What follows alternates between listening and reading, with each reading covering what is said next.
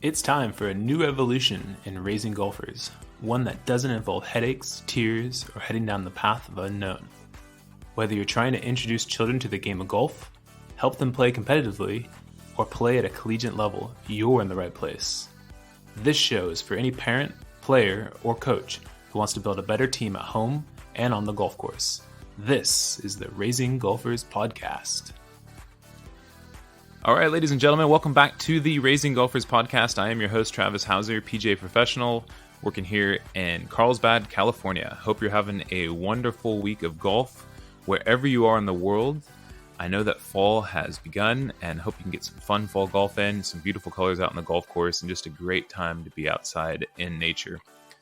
Today we're going to talk about a topic that I think is very interesting. It's something I'm going to continue to think about, but it's been one I've been dwelling on for quite a while. And I hear this a lot from parents, and parents come in to me and they say, hey, coach, we want our child to sign up with lessons with you because we don't want to teach our children any of our bad golfing habits.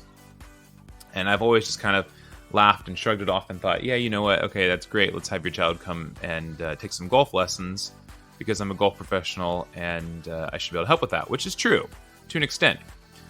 But then what made me think about this was, is it even possible to teach your children bad golf habits or not? And if so, at what age? And I'm not so sure if I have the right answer yet. But what I would say is that I think we have to kind of dive a little bit deeper into this first and kind of understand the dynamic of it from a whole perspective as opposed to just one-dimensional technical perspective. So now, if we start with the technical side of things, sure, having a good foundation for your child, having a good base, I think that is important. But we have to also think, what would be considered bad habits? What is that, right? So, before we kind of dive into this, I just want you to think about a couple of things. Every professional golf player that you see on TV, whether it's a male on the PGA Tour or a woman on the LPGA Tour, if you look at their swings, they'll look a little bit different.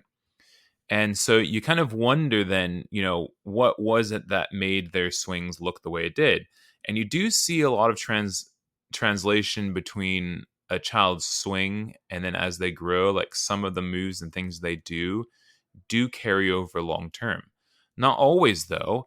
And as their bodies are growing, things can change. And also, of course, their swings can change as well. But my point is that there's a lot of different ways to get it done. And, what is really a bad habit? Well, I think we have to talk about a couple of things. So the first one would be, if we're talking strictly about habits, as a parent, are you talking about bad habits or focus points? So here's what I mean by this is, you could have a junior golfer and as a parent, you might be talking to them about, let's just say something at the top of the backswing, right? Whether it's the club face is open or where their arms are supposed to be or whatever, right? Now, is that focus point important to allowing them to perform best? So for me, for example, when I coach golf, the three main fundamentals that I'm looking for in a person's golf swing would be, number one, can the player control where the club hits the ground?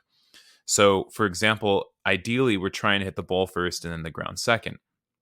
Now, then there's a ton of things that tie into that, for example, how they set up to the ball, how they're actually turning their body, what they're doing with their arms, their wrists. All those things kind of go into that, but that would be kind of a focus point. So then if the focus point of the junior golfer should be contact, then should we be talking about some of these other things, whether it's something at the top of the backswing or not? Now, I know we're trying to help as parents. We want to see our children succeed.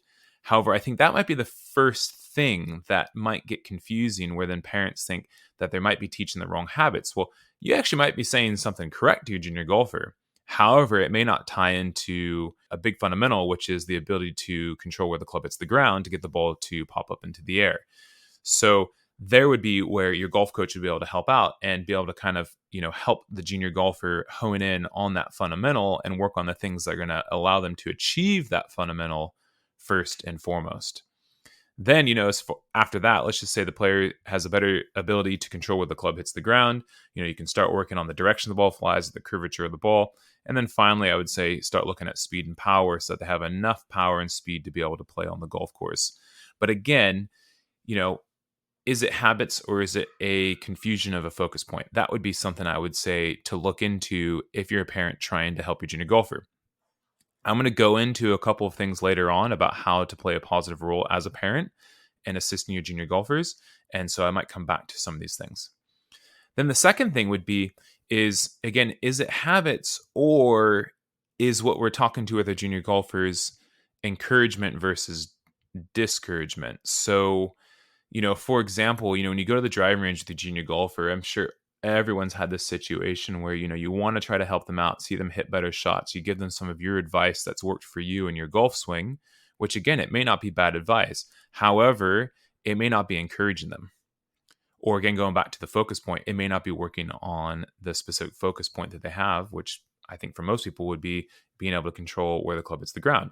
So again, it's kind of a delicate line. I've talked about this a lot in the podcast, but just be careful because that advice might be discouraging them more than encourage them. And even though your advice might be correct from a technical standpoint, it still may not be the right time to say those things. Or maybe the junior golfer knows they're hitting poor shots and they have something that they feel like they're working on to try to improve that. And they think that that would encourage them to hit more shots. Now, of course, you're thinking, well, geez, they're getting discouraged by hitting so many poor shots. Well, unfortunately, in the game of golf, in that process of learning the game and improving, we're all going to hit a ton of poor shots. And unfortunately, it's going to carry over for a long time throughout our lifetime. We all still hit poor shots. Now, of course, we want to minimize those and we want them to stay encouraged. But then, for encouragement, well, let's go back to the main focus points. Let's go back to the main fundamentals of, hey, can they control where the club hits the ground? And if they're working with a golf coach, I think that would be, as a parent and assisting, talking about those focus points as opposed to maybe other things you see in the swing. I give free assessments to mostly adult golfers, but what I tell them is I say, you're going to come spend 30 minutes with me. I'm not going to pick apart your swing and tell you everything that's wrong with them. What I am going to talk to you about is, after asking you a bunch of questions, I think we will come to a conclusion of what a focus point for you would be and where to start. And usually I start with, and the things I'm looking for is, can they control where the club hits the ground? And go through those fundamentals and say, hey, look, if you're going to come for golf lessons, this is what we're going to work on. These are the types of shots we're probably going to hit. We're probably going to start with small swings first. And again, I tell them, I said, look, you could watch my swing, we could film my swing, or look at any professional player's swing and probably find something wrong with it. However, I don't think it's the best advice to necessarily talk about all the things that are wrong. It's, let's hone in on the fundamental that needs to be improved and focus on that area first. So as a parent, when we're working with our children, you have to kind of think of, when is help needed and when is it not? And again, it's tough. It's really, really tough, isn't it? And I think you're going to probably learn very quickly, when you might step in and it might backfire on you, and you hear from your junior golfer, your child saying something back to you, and you realize, okay, well, I guess help was not needed there, right? So maybe asking questions to junior golfers, asking them maybe where they think they need some help or how you could best assist them, I think would be really an important thing to do first before jumping in, just because it can be dangerous waters sometimes. And, I've been guilty of it, and I'm sure you've had some of those experiences as well. So we can limit that and keep the relationship between you and your child very positive with their growing up and journey in the game of golf. I think it would be very helpful. So, can you instill bad habits? Possibly, but I think with children, they are so athletic and they develop and they're growing over time that I think if the environment is positive and they want to progress in the game themselves, whether you say something wrong or not, I think they can actually outgrow it. That's my personal opinion. And I think they'll actually develop positive fundamentals, whether it's working with coaches or whether it's the environment that they're learning in with some of the other players, or just the fact that they're out there playing a lot of golf or practicing a lot of golf. I think some of those things can be worked out. What I do believe can happen, though, which would be discouraging, is, again, that we are talking about focus points that aren't necessary or really important for right now, and that becomes, a little bit frustrating. So then where is the big difference between a parent's role and a coach's role? In the coaching aspect, we see this all the time. I hear it all the time. I say, hey, you know what, coach, I can tell them what I think can help them, but they just don't want to listen to me, whether it's dad or mom. I think the reasons why is, children have this emotional connection and ties beyond just golf with their parents. And so sometimes hearing that advice, they just don't want to take it. They don't want to listen to it. They listen to their parents every single day, wash your hands, eat your food, stand this way, dress this way. I think there's a long, long list. And so there's those emotional ties that then where a coach comes in, the child to the coach's relationship, it's less emotional, there's less connection. So then they separate those emotions and they see coach in the coach's role. And then they are able to then, work very well with the coach and take on the advice. And it might be the same advice the parent's trying to give them. However, the child's going to hear it with much more open ears and it's going to come through in a much more positive manner. That's for sure. So now let's go into how to play a positive role as a parent. Now, as you know, I am coaching the Operation 36 developmental programs here at my golf course. It's a wonderful program, and I think there's so many positive things to take away from it. And if you haven't already, check and see if there are any local programs in your area that you can join. It's a great way to either get your child into the game of golf or actually keep them in the game of golf for their entire childhood. So they put together a couple of guidelines and a few things that I would also like to share with you that I think will help you out and help you stay in that positive role. So going back to some of those things, when you're trying to help out and you're worried about instilling bad habits, again, going back to those focus points. So if your junior golfer asks for help with their game, I think the best answer, and this is something I heard from Matt Reagan right away, and I think he got this from his partner Ryan, was if they say, hey, mom, dad, can you help me with my game? Can you help me with this technical thing? I think the best answer you could say is, hey, let's ask your coach first. And I think this is a great way that kind of draws, the line between your role as a parent and the coach's role. And so instead of giving them some of the advice that whether, again, it's right or wrong, it's best then to just kind of separate your role as a parent and, you and your cheerleader and encouraging them and keeping them staying positive through the entire journey of golf and being their support. And then their coach is going to help them with their golf. I think the next thing then would be, as a parent, and this is a tough one, be patient. It does take time. And I tell this to my students, whether they're junior golfers, parents of junior golfers, or adults taking lessons with me, as I say, time is part of the equation. There's no way around it. So you could take on the best technical advice for your game or coaching advice for tactics on the golf course, but it does require time. So, based on some research that Operation 36 did, they said it takes a player at least 20 rounds or one calendar year to really build the skills to beat 36 from, whether it's the division of 25 yards, 50 yards, 100 yards, 150 yards. It might take up to 20 rounds of golf to actually break a score of 36. So now, whether you have scoring goals for your junior golfers, maybe you're not doing the Operation 36 program, I understand that, but just put that into perspective that, they might need to play 20 rounds of golf before you might even see 1 to 2 strokes improvement in their score. And so, it's tough. It's tough to see them have these scores where maybe they're a little bit higher than they want and you want. But guess what? If you can stick with it and keep the journey positive and, encourage them to have some of that adversity, I think it's going to go a long ways, not just with their golf, but also in their life.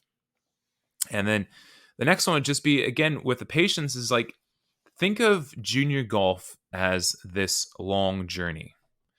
So it's not just 6 months. It's not just 1 year. Think of it of a 10-year journey. And, it's going to take time. And how they are and who they are as a golfer today does not dictate who they will be a year from now, 2 years from now, 3 years from now. And then again, you would be surprised once they get to a certain stage or age when their bodies start to develop, how a lot of things can change. And I've shared this story a lot on the podcast about my own journey. From the ages of 14 to 16, my golf game changed tremendously. Now, part of it was that I was fully immersed in the game. I was working at a golf course. I was playing as much as I could after school. And in the summers, I was out there every single day. But I also got a lot stronger. And I moved back from a red tee box to a white tee box to a blue and to a black just to the snap of the fingers because of how much my body was changing. And you might be dwelling on, well, geez, we've been playing golf for 3 or 4 years, and we're just not seeing as much of the progress as we'd like. Sure, they're hitting the ball further, but I'm just not sure if they're developing well enough. Well, it's still not enough time. We got to give them that time, and I think it's so important. So what I'm going to leave you with then is, how to really stay and play a positive role as a parent for your junior golfer is, if you can, try to set your own expectations aside. Let the junior own their own golfing journey. And this means that they have to start making some of their own golf decisions. Let them decide if they want to go to the group classes, if they'd like to take one-on-one lessons, if improvement is actually what it is they want to do and go and play in tournaments. Let them lead those conversations. And I think you're going to have a much healthier relationship through the journey of junior golf with your players. And it's just going to be more enjoyable for everyone. So, can you instill bad habits? Possibly. But I think if you think of the long-term journey of over 10 years, I don't think you're going to ruin their game.